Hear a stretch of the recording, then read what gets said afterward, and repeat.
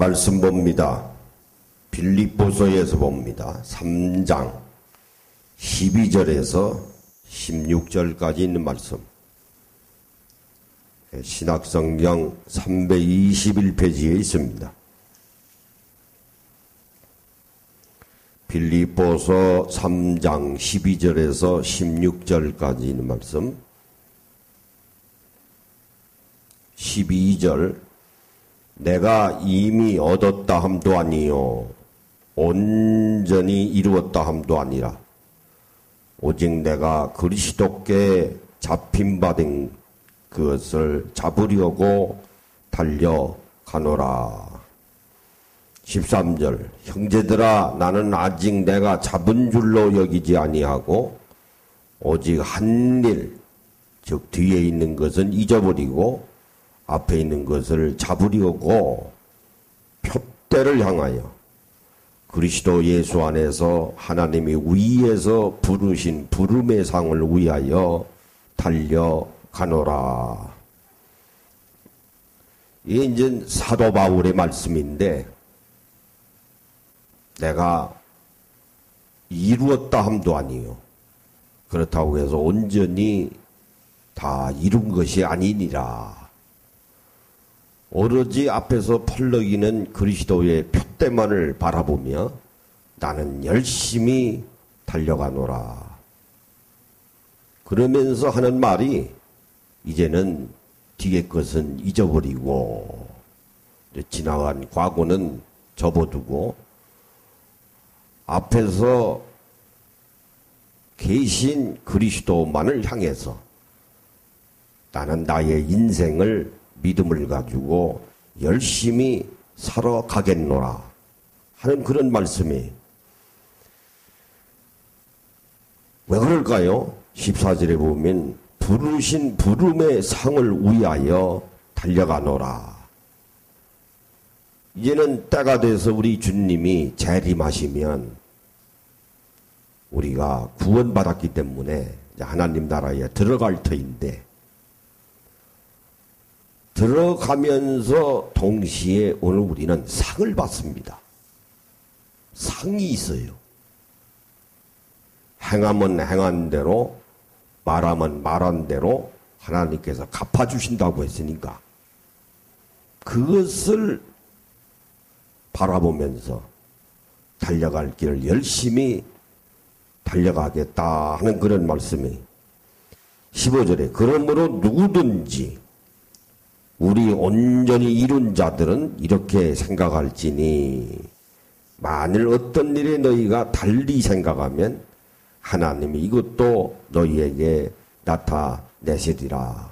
온전히 이룬 사람일수록 더 열심히 교만하지 말고 하나님께서 내게 주신 할 일을 담당하면서 달려가라 하는 말씀이 그렇지 아니하면 하나님께서 네가 결단하고 마음먹은 대로 그대로 하나님께서 행하시리라. 그런 말씀이. 그러므로 오늘 우리 믿는 자들이 신앙생활하면서 선택하고 결단하는 일이 얼마나 소중한 것인가 하는 것을 오늘 이 본문의 말씀을 통해서 우리가 알 수 있습니다. 16절에 오직 우리가 어디까지 이르렀든지 그대로 행할 것이라. 앞에서 펄럭이는 그리스도의 표대만을 바라보며 부르심의 상을 받기 위해서 내가 열심히 달려가는데 내가 지금 달려가고 있는 지점이 어디에 있든지 나이로 계산하면 30에 있든지 40에 있든지 50에 있든지 60에 있든지 그대로 행할 것이라. 실망하지 말고 끝까지 달려가라는 말씀이에요. 우리 신앙생활은 짧은 거리를 열심히 달리는 쇼트트랙이 아닙니다. 단거리 경주자들이 아니에요. 장거리 경주자입니다. 장거리 경주자는 처음서부터 열심히 뛰지 않습니다. 서서히 달려요. 서서히 달립니다. 중간에 조금 박차를 가하고 속도를 내고 꼬린 지점에 가서 있는 힘을 다해서 정말 열심히 달립니다. 우리 신앙생활도 마찬가지예요. 대부분이 젊었을 때 열심을 내고 나이가 들어가면서 마지막에 힘들이 빠져서 신앙도 나태해지거든요. 아닙니다.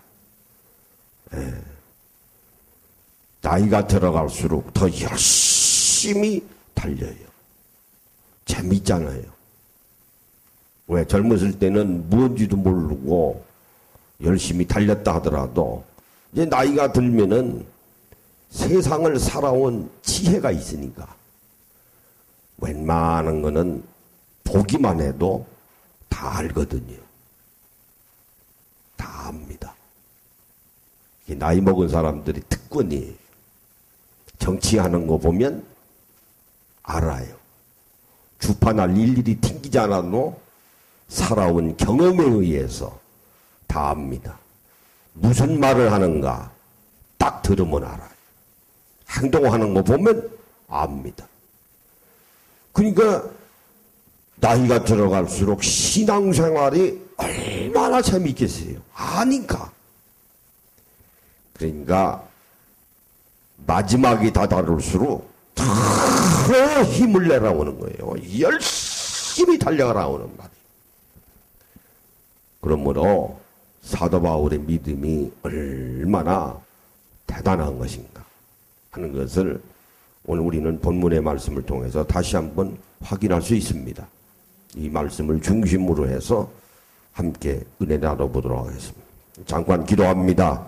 아버지 하나님, 비가 오는 거룩한 성일이지만은 주님의 생명의 양식을 저희들이 먹고 흘리신 피를 신령한 음료수인 줄 알고 마시기 위해서 오늘 저희들이 귀한 자리에 나왔습니다. 오늘도 들려주시는 귀한 말씀이 물된 동산 같아서 죽어가는 심령이 다시 한번 살아나게 하시고 건강으로 또 저희들을 회복시켜 주시고 또 마음의 위로와 격려를 더 한층 부어주셔서 감사와 기쁨이 넘치는 귀한 은혜의 시간이 되게 하여 주시옵소서. 예수님의 이름으로 기도하옵나이다. 아멘. 우리 인사하십니다. 오늘 말씀에 은혜 받읍시다.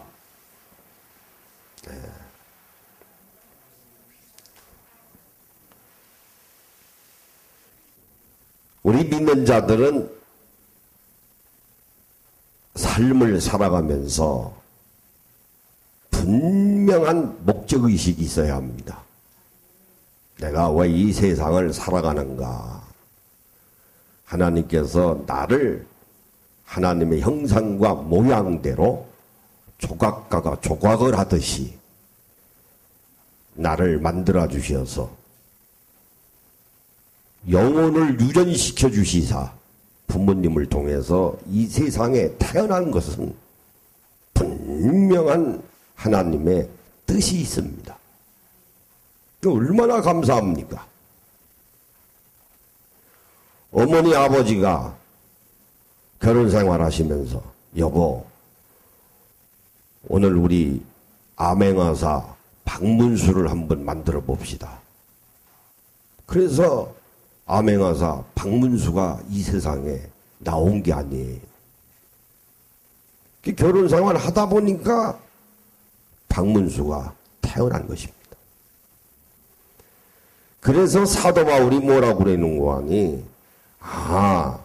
하나님은 오늘 우리에게 믿음을 주셨지만은 그 믿음은 하나님의 선물인데 만세 전서부터 이게 무슨 말입니까?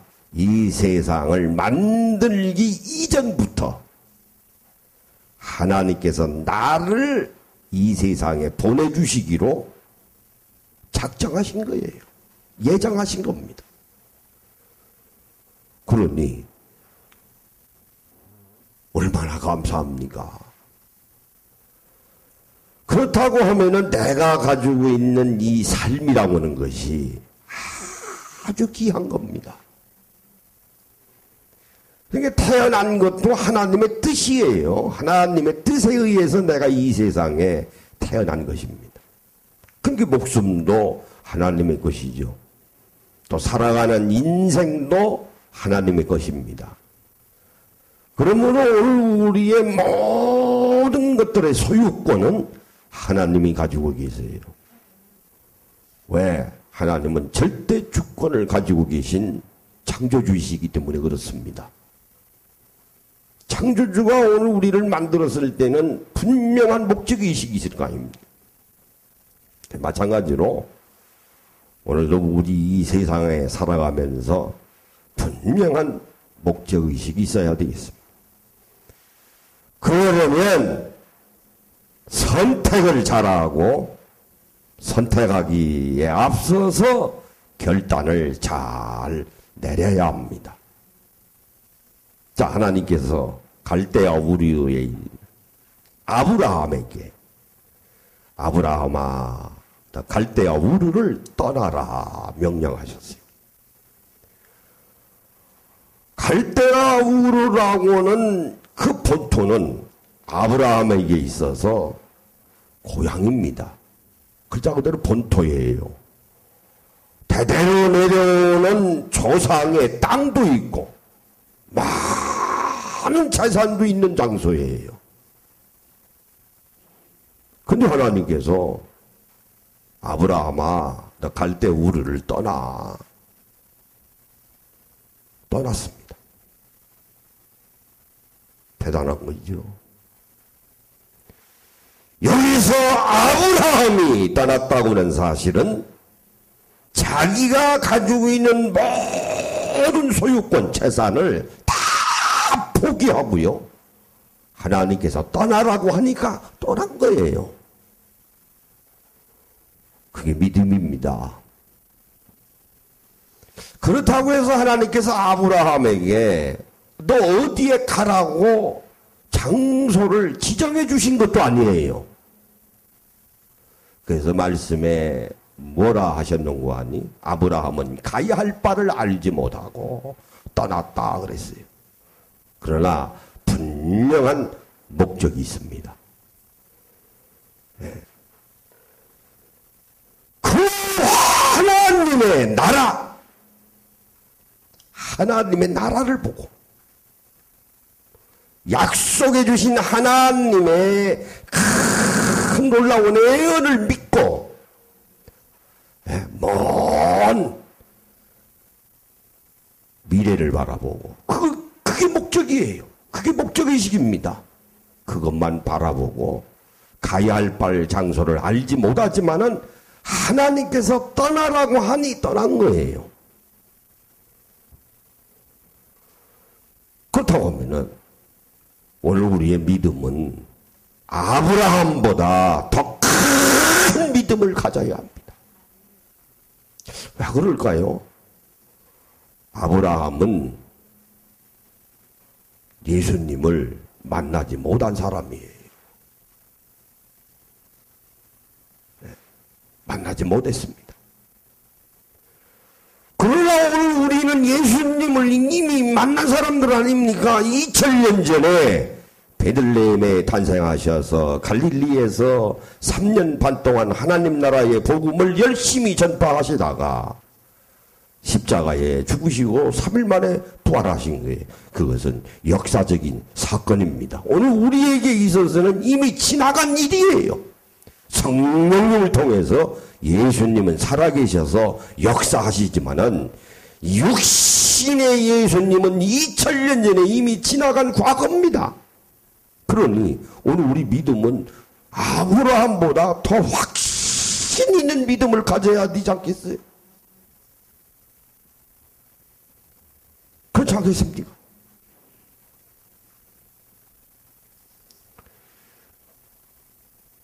그렇기 때문에 오늘 우리 우리는 이 세상에 살면서 날마다 결단하고 선택을 잘해야 된다고 하는 거예요. 아브라함은 선택을 잘했습니다. 하나님! 이 본토에 내 재산이 다 있고 이 본토에 내 명예가 다 있는데 가야 할 장소를 어딘가 알려주지도 아니하시고 어떻게 나보고 떠나라고 하는 말입니까? 그래서 떠나지 아니했으면 결단을 잘못 내린 겁니다. 결단과 선택을 잘 했기 때문에 아브라함은 오늘 우리 믿음의 조상이 된 거예요. 라함은 히브리어로 모든 민족이라고는 뜻입니다. 영어로 말하면 더 피플이에요. 아브는 아바라고 하는 뜻입니다. 우리말로 풀이하면은 아버지예요. 그러니까 아브라함은 모든 민족의 믿음의 아버지라고 하는 뜻이에요. 아니, 얼마나 놀라운 일입니까? 그래서 지금까지도 우리 믿음의 많은 하나님 나라의 백성들이 아브라함 하지 않습니까?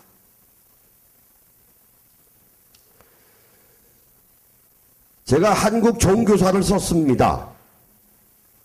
우리나라의 원시 시대부터 시작해서 고대, 중세, 근대, 현대 이르기까지 원시 시대부터 시작해서 고구려 백제 신라까지 우리나라에 들어와 있는 불교, 유교, 기독교, 천주교 5만 가지의 종교에 등장했던 모든 인물들을 역사적으로 다 추적을 해봤어요. 그래서 쓴 책이 한국 종교사입니다. 3권으로 만들었는데 역사관은 정확합니다. 한 사람 한 사람 이 사람이 이 땅에 태어나서 무슨 일을 하다가 무슨 업적을 남기고 죽었는가? 대단한 일을 한 사람도요. 긴 줄이 필요 없더라고요. 딱 2줄, 3줄이면 끝납니다. 역사가는 그래요. 이 사람은 무하다가 무엇을 오점을 남기고 어떻게 해서 세상을 떠났다. 그래서 우리는 무언가 배워야 된다. 그래서 역사가 무서운 겁니다. 조선시대의 왕도 근다리지 못했잖아요. 일일이 다 적는 사람들이 있지 않습니까? 사관들이 그 타치를 못했어요. 왕도. 역사가 그렇게 엄한 거예요. 큰 교회 역사가의 핀때는 관계없어요. 대단한 일에서 그렇게 평가하지 않습니다.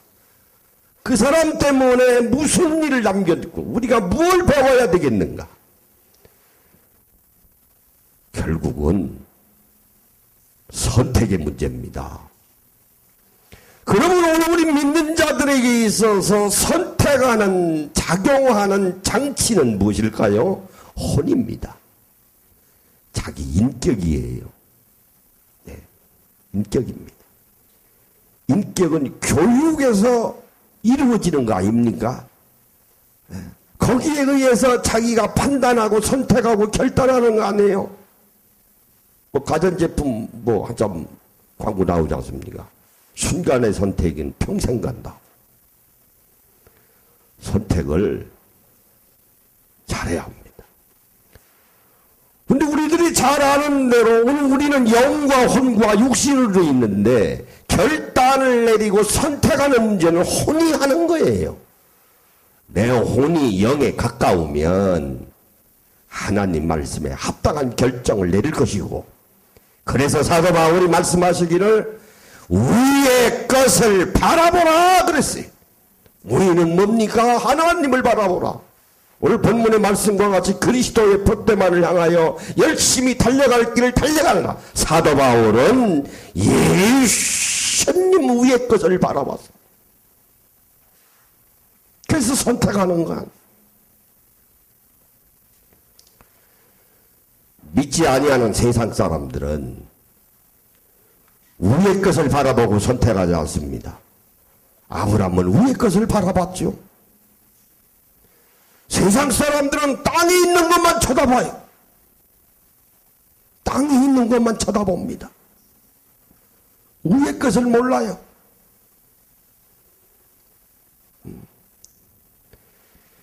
그래서 오늘 우리의 결단과 선택의 혼은 위의 것을 선택하느냐 아래 것을 선택하느냐에 따라서 자기 삶의 질이 신앙의 성숙도가 전혀 다르게 나타납니다.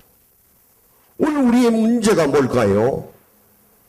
예수님을 믿는다고 하면서 빙자해서 하나님 앞에 영광 올린다고 하면서 그리스도를 구세주로 영접해서 믿음의 영적 생활을 담당한다고 하면서 나는 날마다 아래만 쳐다봐 땅만 쳐다보고 살아.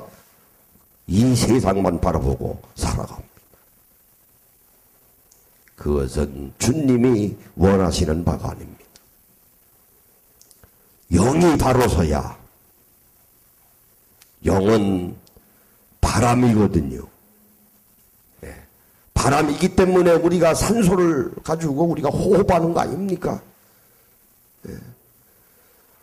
우리에 있는 영은 성령이요. 그 성령님을 보내주신 그 하나님은 창조주이시요. 그래서 우리는 하나님의 성품을 닮아갑니다. 영에 초점을 두고 바라보는 자는 그리스도를 닮아가는 믿음의 생활을 하는 사람들이에요.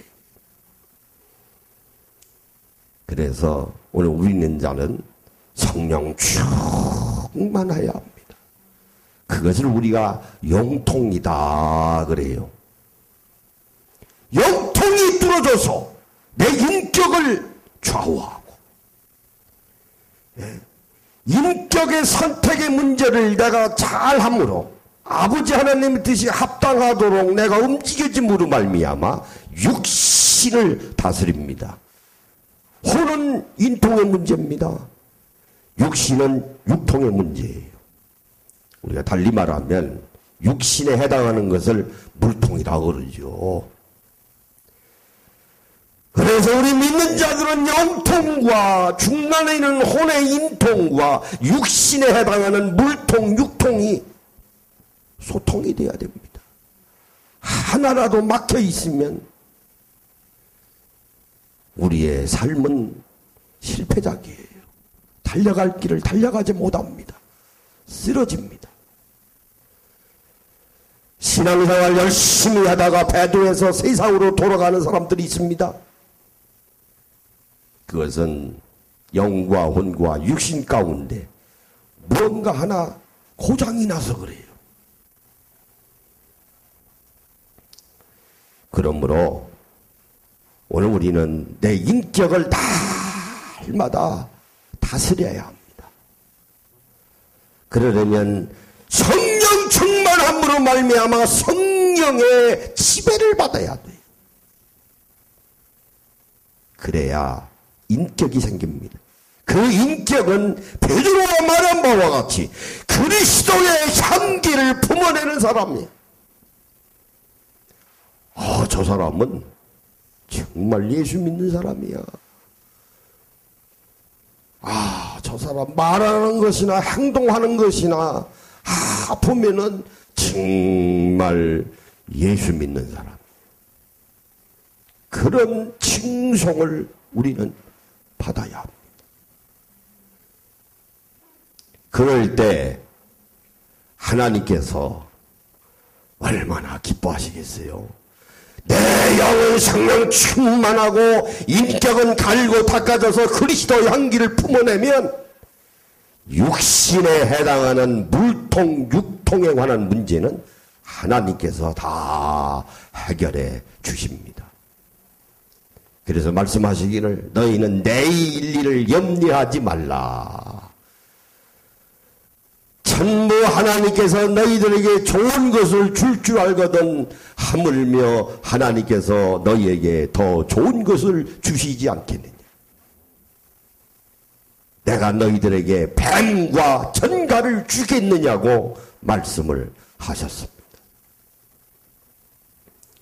육신에 관계되는 게 뭘까요? 두 가지입니다. 하나는 건강입니다. 건강도요, 하나님이 지켜주십니다. 살아가면서 병 들었다 할지라도 고쳐주세요. 고쳐주십니다. 어떤 모양으로든지 고쳐주세요. 왜 고쳐주실까요? 사용해야 되니까.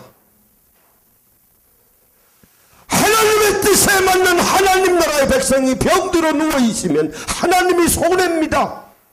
그러니 하나님이 역사하셔서 병들은 몸이라 할지라도 건강으로 회복시켜 주시죠. 왜? 사용해야 되니까. 병들어 가지고는 하나님이 사용을 못 하시니까요. 얼마나 감사한 일입니까? 또 하나는 물질에 관한 것도 마찬가지예요. 하나님께서 쓸 만큼 다 부어주십니다. 부어주세요. 오늘 사도 바울의 말씀과 같이 앞에서 펄럭이는 그리스도의 폭대만을 바라보며 달려갈 길을 달려가고 하나님 나라 때 내가 상을 받을 것이라고 하는 걸 푯대를 놓고 내가 열심히 달려가는데 우리의 것은 바라보지 아니하고 날마다 육신에 관계되는 것만 생각하면서 신앙생활 하면은 아버지 하나님의 뜻이 아닙니다. 뜻이 아니에요.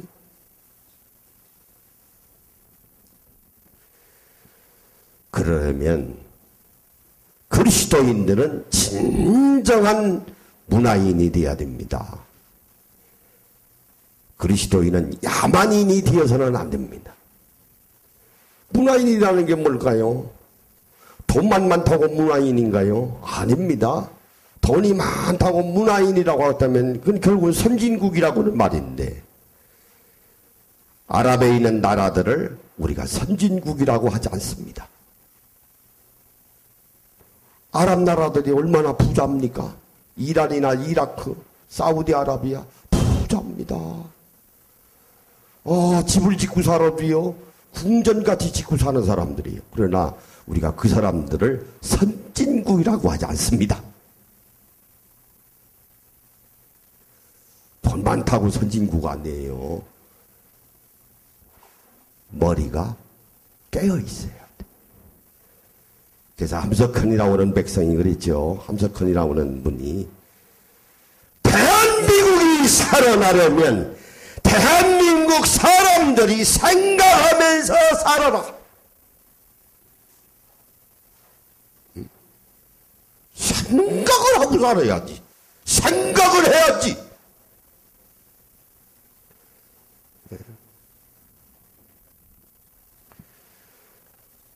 98세에 돌아가신 우리 아버님, 누님, 고모님이 한 분 계셨어요. 그 저는 몰라요.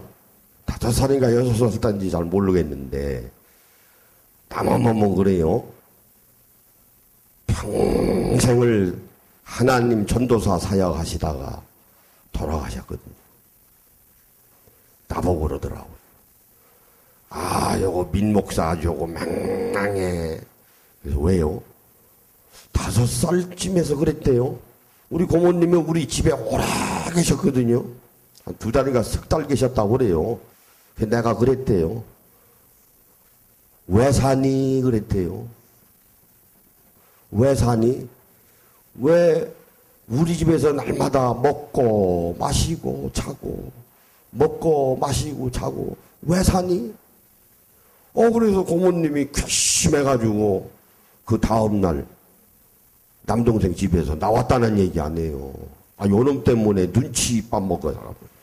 괘씸하다.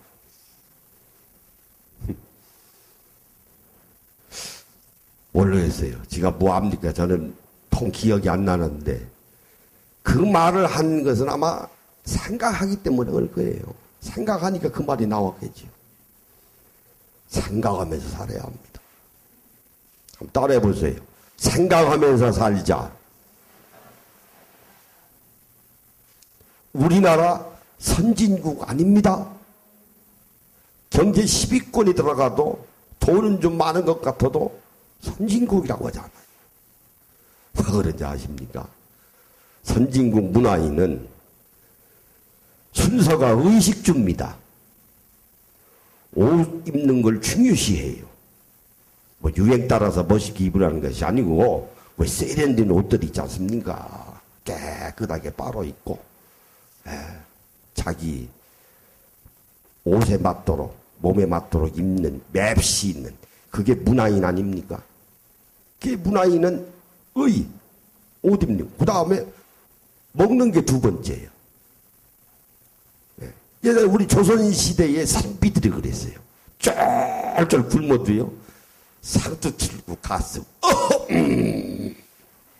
아, 참.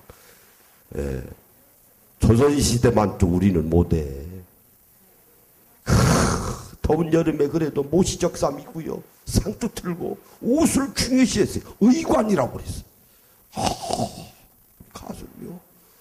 정말 문화민족이었어요. 조선시대. 그러고서 주가 뭡니까? 잠자는 것이 맨 뒤요. 맞아요. 선진국은 잠자는 집 주택 헐값입니다. 유럽 쪽은. 우리 같이 매덕 아파트 안 해요. 그냥 집주인하고 계약하고 1년, 2년, 5년, 10년 계약하고요. 한 달에 얼마씩 내갔다. 보증금도 없어요. 그냥 살면 사는 거예요. 선진국 되려면 우리도 옷 입는 순서가 제일 중요하고 그 다음에 먹는 거 집은 제일 마지막에 가야 합니다. 주택은. 우리는 반대 아니야. 집이 맨 앞에 와 있어. 잠자는 게 얼마나 물론 중요하죠. 아이 집 구겨 놓으면 그거 또 투기하니까 장난질하니까요. 그래서 외국은 주택을 많이 가지고 있지 않습니다. 왜?